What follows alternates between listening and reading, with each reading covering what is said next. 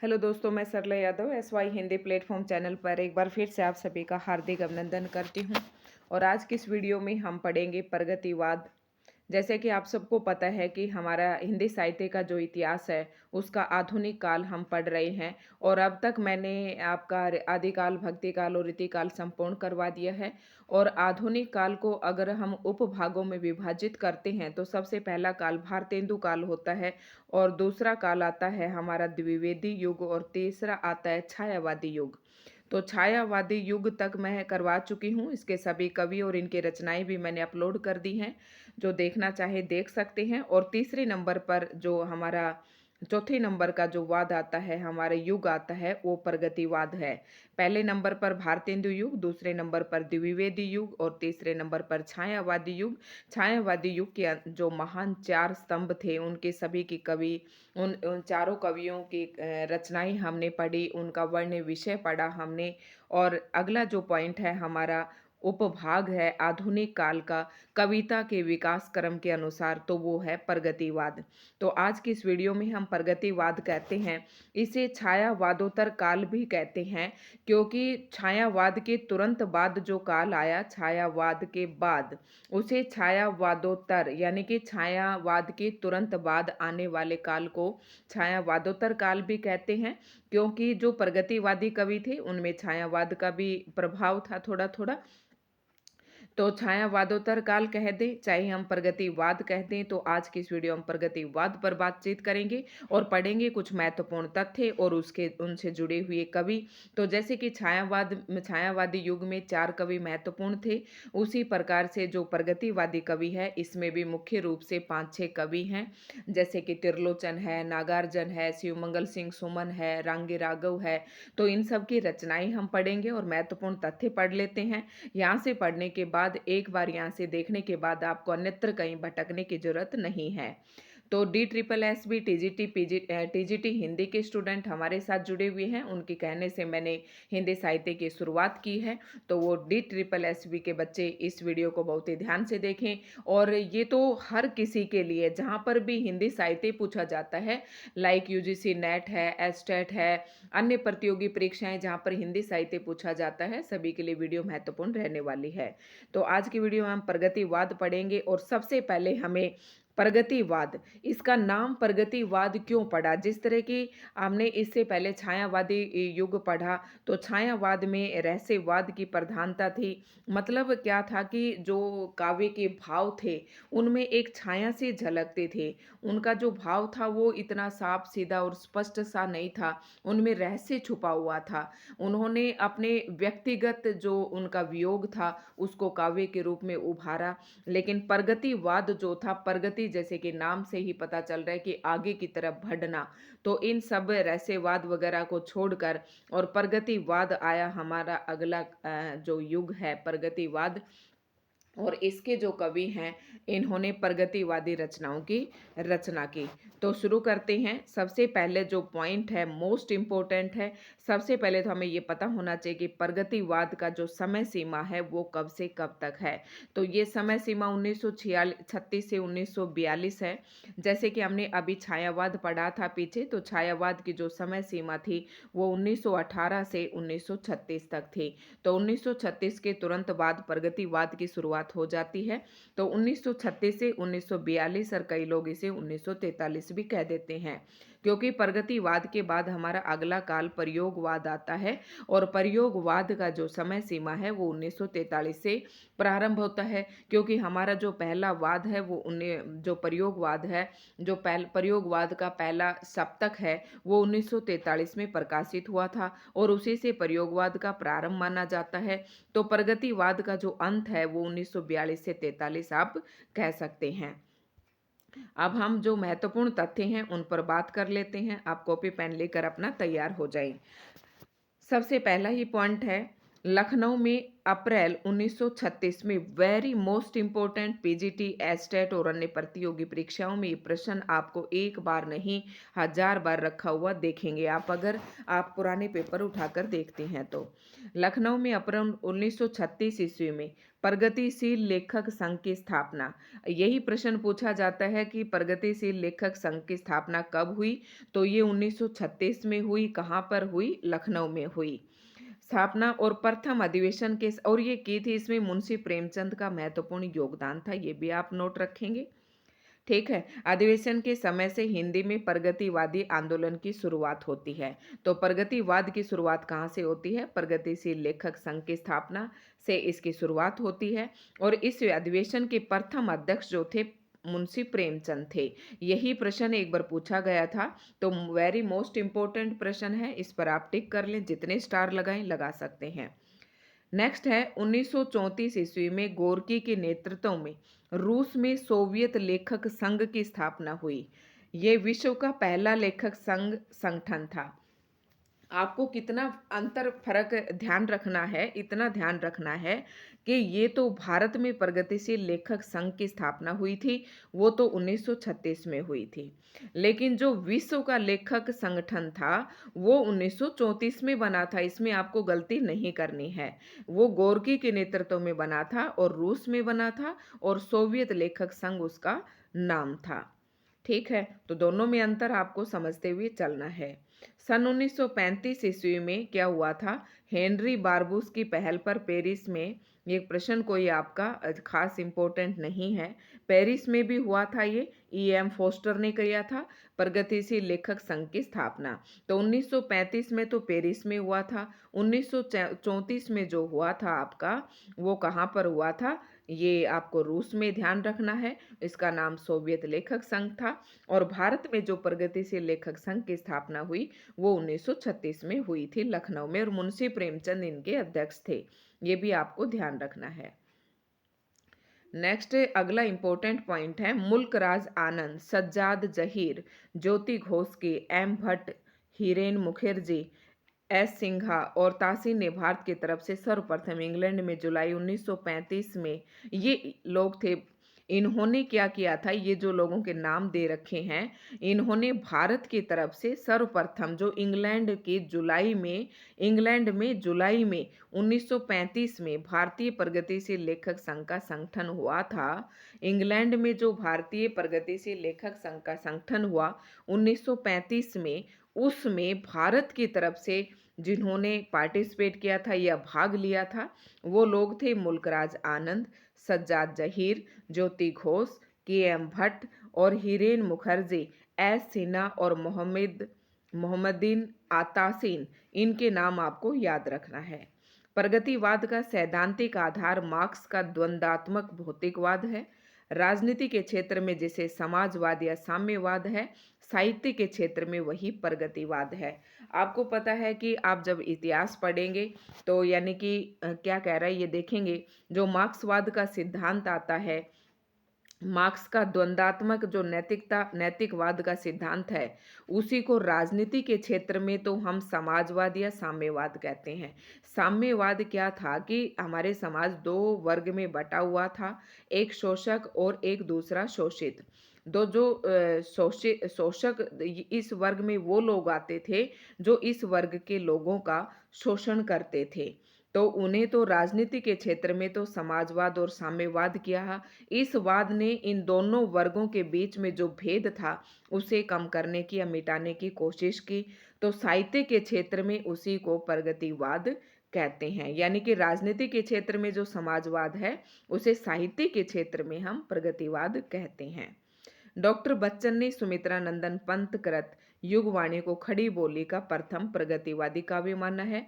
Most important प्रश्न है कि खड़ी बोली का प्रथम प्रगतिवादी काव्य किसे माना है? तो डॉक्टर बच्चन ने सुमित्रा नंदन पंत जी की जो रचना है युगवाणी, इसको माना है। और डॉक्टर गणपति चंद्रगुप्त ने कालक्रम की दृष्टि से रामेश्वर करुण कृत ब्रज भाषा का काव्य करुण सतसई को प्रथम प्रगतिवादी कवि और काव्य माना है। तो ये प्रगतिवाद का प्रथम कवि और रचना है जो विभिन्न कवियों ने अपने अपने हिसाब से माना है। तो डॉक्टर बच्चन ने सुमित्रा नंदन पंत को माना और इनकी रचना है युगवाणी, जिसे खड़ी बोली हिंदी का प्रथम प्रगतिवादी काव्य माना है डॉक्टर बच्चन ने। अब हम पढ़ेंगे यहाँ पर प्रमुख कवि पढ़ेंगे प्रगतिवाद के प्रमुख कवि, और वो भी हम काल कर्मानुसार पढ़ेंगे। तो सबसे पहला नाम आता है केदारनाथ अग्रवाल का।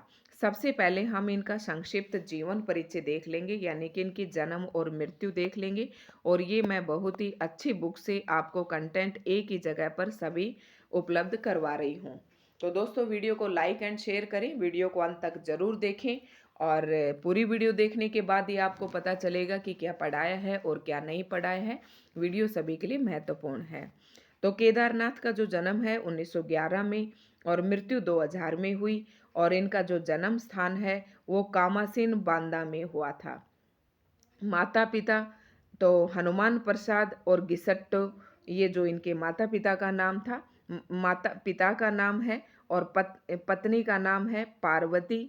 और इनका जो प्रथम संग्रह है युग की गंगा, ठीक है, युग की गंगा, नींद के बादल, ये इनकी रचनाएं हैं। देखते हैं केदारनाथ अग्रवाल से सबसे पहला हम कालक्रम के हिसाब से प्रगतिवाद का अगर पहला कवि लेते हैं तो वो केदारनाथ अग्रवाल आता है। और केदारनाथ अग्रवाल की पहली रचना है युग की गंगा। ये प्रश्न भी पूछ लेते हैं, युग की गंगा। वैसे हम केदारनाथ की सभी रचनाएं पढ़ेंगे, इनका जीवन और परिचय बताया आपको अभी, और इनसे संबंधित जो महत्वपूर्ण तथ्य हैं वो भी हम इनके साथ साथ देख लेंगे। केदारनाथ अग्रवाल अपनी काव्य यात्रा के आरंभिक दौर में बालेंदु उपनाम से रचनाएं करते थे। तब वे ब्रज भाषा में कवित सवैया छंद में लिखते थे। यानी कि जब ये ब्रज भाषा में लिखते थे तो कवित और सवैया छंद का प्रयोग करते थे। और जो इन्होंने अपनी काव्य यात्रा शुरू की थी, यानी कि अपनी रचनाएं लिखने की शुरुआत की थी, तो ये बालेंदु उपनाम से अपनी रचनाएं लिखते थे। केदारनाथ अग्रवाल ने देश विदेश के तमाम कवियों की कविताओं का अनुवाद देश विदेश की कविताएं शीर्षक से किया। मतलब इन्होंने देश विदेश की जो अन्य कविताएं थी उनका अनुवाद किया हिंदी भाषा में। तो वो किस शीर्षक से इन्होंने सारी रचनाओं का संकलन किया? देश विदेश की कविताओं के नाम से। अब केदारनाथ की रचनाएं हम देखेंगे, इन सभी के सन भी आपके साथ दिए गए हैं। बहुत ही महत्वपूर्ण रचनाएं हैं। और सबसे पहली रचना है युग की गंगा, नींद के बादल, लोक और आलोक, फूल नहीं रंग बोलते हैं, आग का आईना, गुल मेहंदी, पंख और पतवार, बम्बई का रक्त स्नान, हे मेरी तुम। और नेक्स्ट है कहे केदार खरी खरी, तो इसमें तो केदार ही नाम आ रहा है। अपूर्वा, ये भी केदारनाथ की रचना है।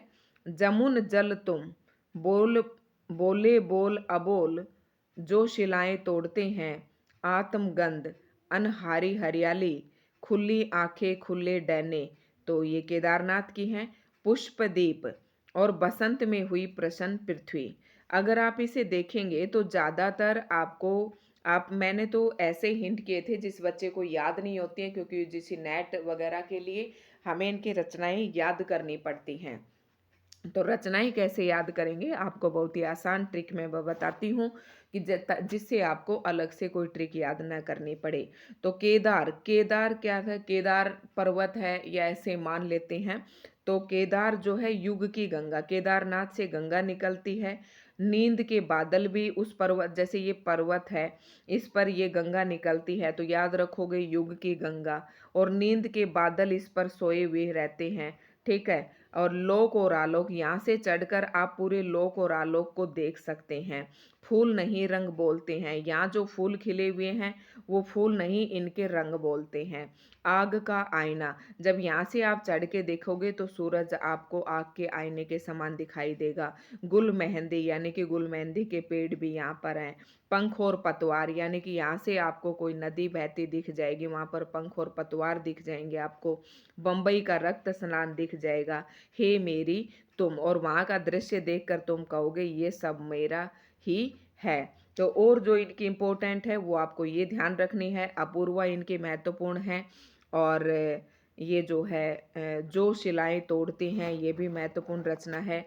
अनहारी हरियाली आपको केदारनाथ से दिखाई देगी और केदारनाथ का जो दृश्य है, वो आप खुली आँखें और खुले डरने से देख सकते हैं। पुष्पदीप आपको वहाँ पर दिखाई देंगे। इस तरीके से आप रचनाओं को याद कर सकते हैं, ताकि आपको कोई और अन्य ट्रिक याद ना करनी पड़े। अब इसी के संदर्भ में हमारा दूसरा कवि आता है प्रगतिवाद का नागार्जुन।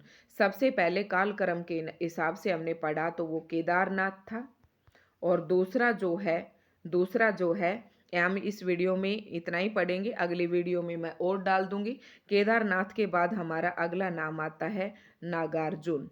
सॉरी, ये दूसरा जो कवि हम पढ़ेंगे नागार्जुन। नागार्जुन की यहाँ पर हम रचनाएं भी पढ़ेंगे, इनसे संबंधित जो महत्वपूर्ण तथ्य है वो भी हम पढ़ेंगे अभी।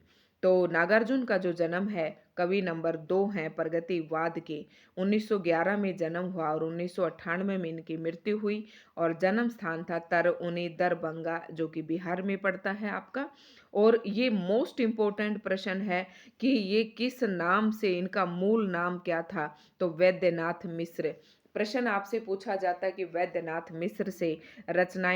वैद्यनाथ मिश्र उपनाम से रचनाएं कौन करते थे, तो ये नागार्जुन करते थे। माता पिता गोकुल मिश्र, इनके पिता का नाम, रोमा देवी इनकी माता का नाम, और इनका उपनाम था, ये तो इनका मूल नाम था वैद्यनाथ मिश्र, और इनका उपनाम है यात्री या नागार्जुन नाम से रचनाएं, यात्री उपनाम से रचनाएं करते थे। नागार्जुन का पहला साहित्यिक उपनाम यात्री था, ये आपको ध्यान रखना है।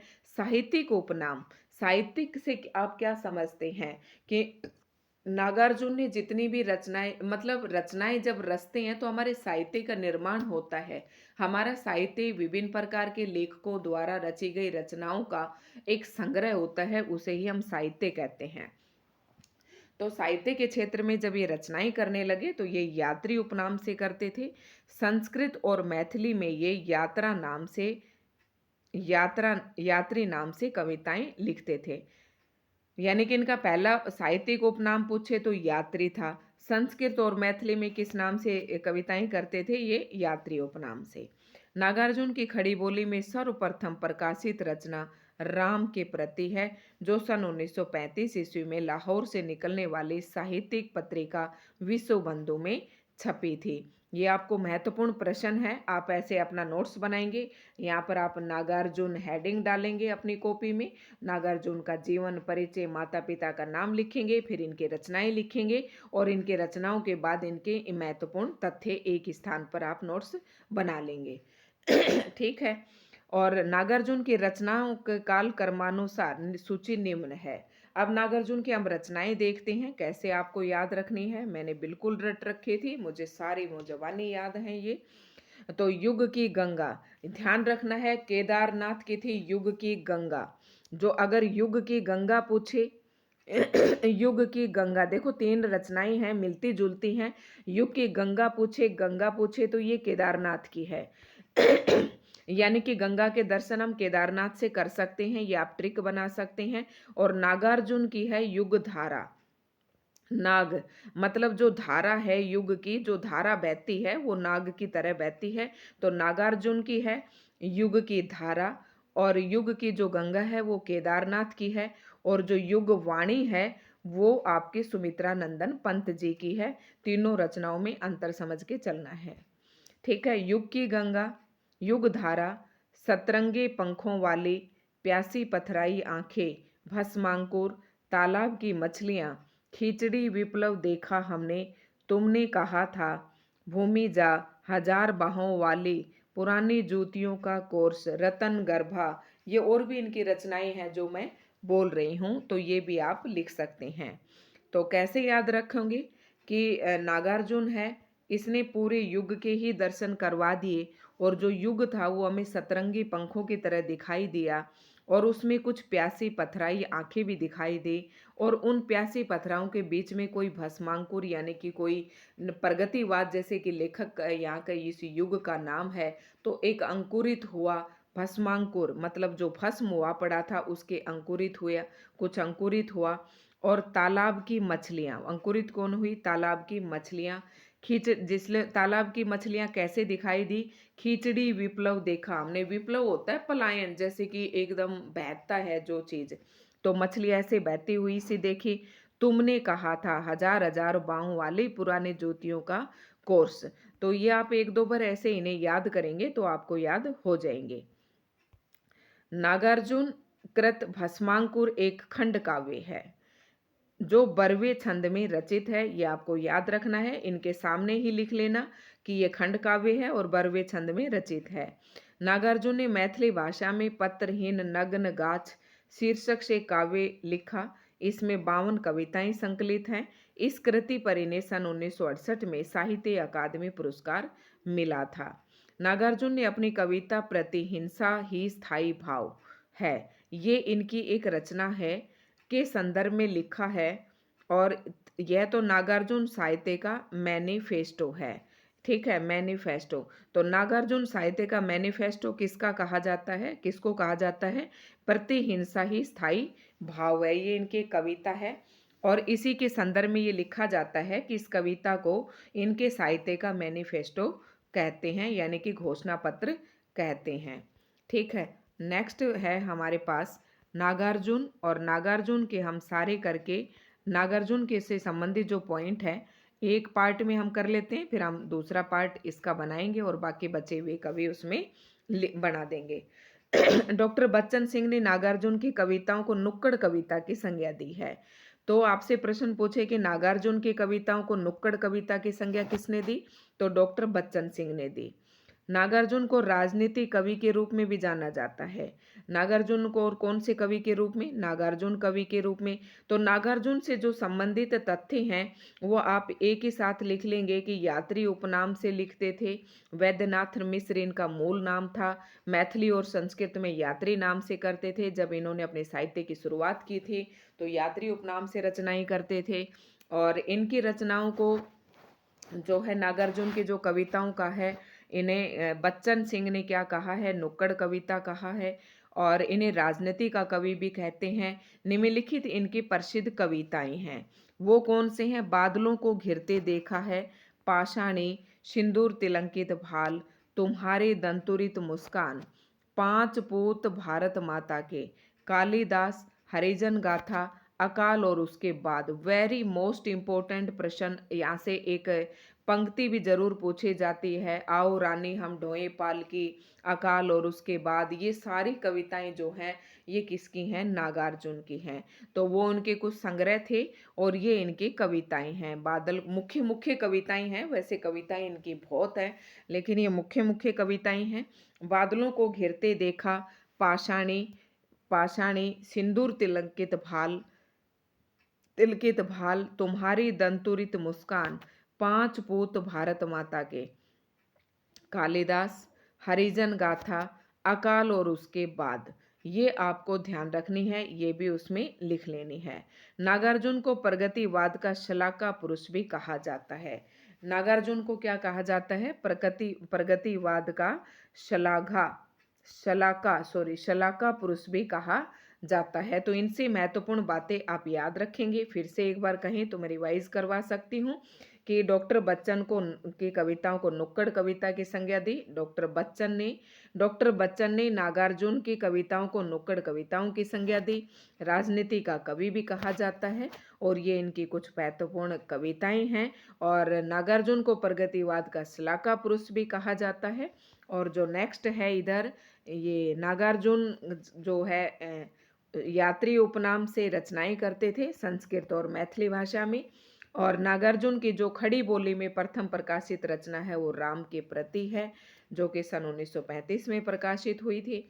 फिर ये कुछ इनकी महत्वपूर्ण रचनाएं हैं, मैंने आपको ट्रिक भी बताई। नागार्जुन कृत भस्मांकुर एक खंड काव्य है जो कि बरवे छंद में है।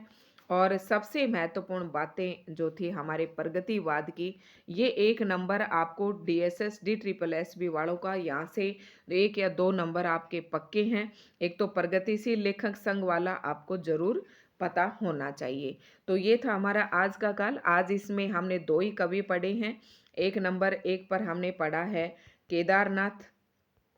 केदारनाथ और नंबर 2 पर हमने पढ़ा है नागार्जुन। और जो इसके कवि बच गए वो हम नेक्स्ट वीडियो में पढ़ेंगे। तो आज हमने ये 2 पढ़े हैं। दोस्तों, आपको वीडियो कैसी लगी? अगर आपको हमारी वीडियो पसंद आई है तो लाइक एंड शेयर करें और चैनल को सब्सक्राइब ज़रूर कर लें।